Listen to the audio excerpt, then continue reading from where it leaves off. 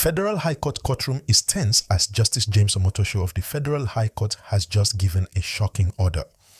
Nnamdi Kanu, the leader of IPOB, has been ordered to be taken out of court during today's judgment.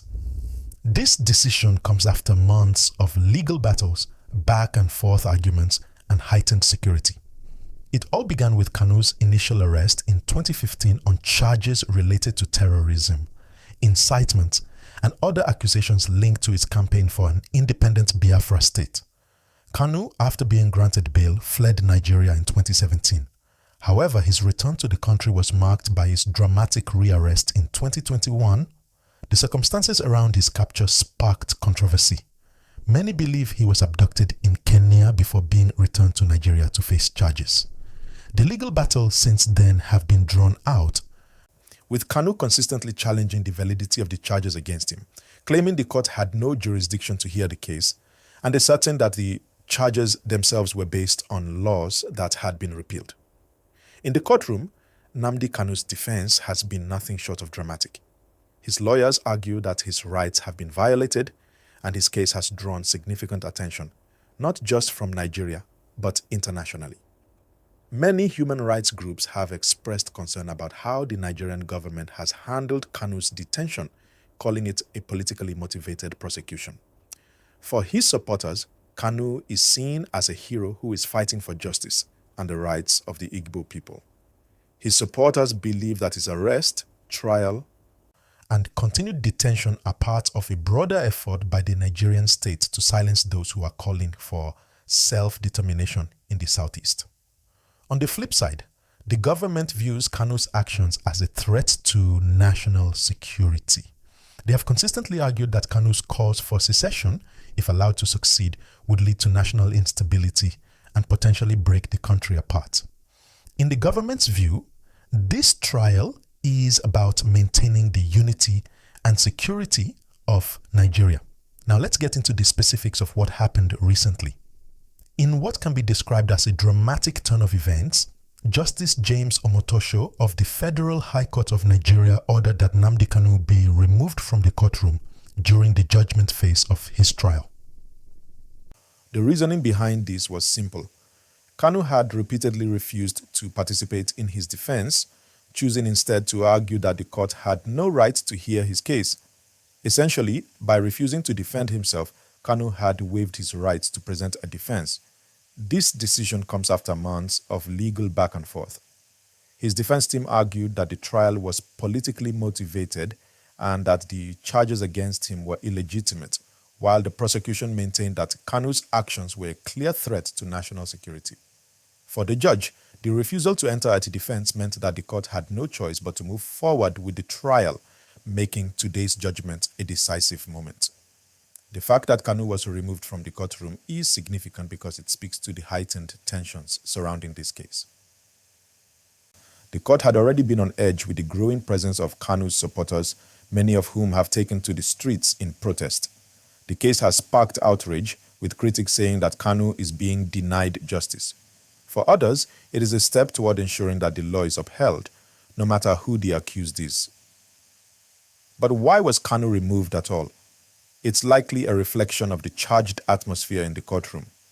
As much as this trial has been about legal arguments, it has also been a deeply political issue, touching on the sensitive issue of Biafra and the push for secession in the southeast.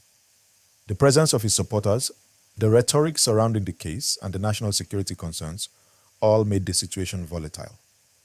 With Kanu removed from the courtroom, it left many wondering what will happen next. As of now, the judge has fixed November 20th, 2025 for the judgment. This is a critical moment because the judgment will be final. Or so it seems. Of course, the defense can always appeal if Kanu is found guilty, but the outcome could have far-reaching consequences both legally and politically. Many of Kanu's supporters have been protesting, calling for his release and condemning the charges against him. They've been vocal on social media, with hashtags like More Free Nnamdi Kanu trending in various parts of the world. These protests are not just taking place in Nigeria. They've also been held internationally. especially in countries with large Nigerian diaspora communities. For Kanu's supporters, this trial is about much more than just one man. It's about the very idea of self-determination and the right to fight for independence, even if it means going against the government. However, the Nigerian government has responded with force, increasing security and implementing stricter measures in response to these protests. There are fears that the judgment could spark more unrest, especially in the southeast.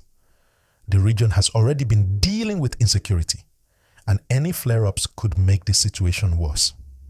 In the coming days, all eyes will be on the Federal High Court, waiting for the judgment. Will Kanu be found guilty of the charges, or will he be acquitted? The judgment has the potential to change the course of Nigerian politics, especially when it comes to the issue of secession and national unity. Now let's take a moment to reflect on the broader context of what this trial represents. In some ways, this trial isn't just about Kanu. It's about how Nigeria deals with the tensions between unity and self-determination. The IPOB movement, though controversial, represents a segment of the population that feels excluded from the national conversation, marginalized by the central government. This case is a flashpoint in the ongoing debate about the future of Nigeria and the role of ethnic and regional identities within the country's political structure. For Kanu, this trial is an opportunity to make his case to the world, to show that the government has overstepped its bounds in trying to silence him. But for the government, this is a critical moment to show that no one, no matter how powerful, is above the law. As we move toward the judgment, one thing is clear. This case is far from over. Whether Kanu is convicted or acquitted, the fight over his legacy and the larger questions of Biafra's future will continue. The implications of the trial will resonate far beyond the courtroom and will shape the political landscape for years to come. If you've been following this story, you know just how important this moment is. But for those who might not know, this trial has implications for national unity, human rights, and political freedom in Nigeria. We could very well see more protests, more unrest, and more calls for a national dialogue. It's a moment that could determine whether Nigeria moves closer to healing or faces even more division. And of course, wherever you stand on the issue, one thing is certain: the outcome of this trial will be a defining moment in Nigerian history. So what do you think? Do you believe Kanu should have been removed from the courtroom? Or was this an unnecessary escalation? What does this mean for Nigeria's future? I'd love to hear your thoughts in the comments section below. Don't forget to like this video if you found it informative and subscribe for more updates on this and other important news stories. Stay tuned, stay informed, and I'll see you next time.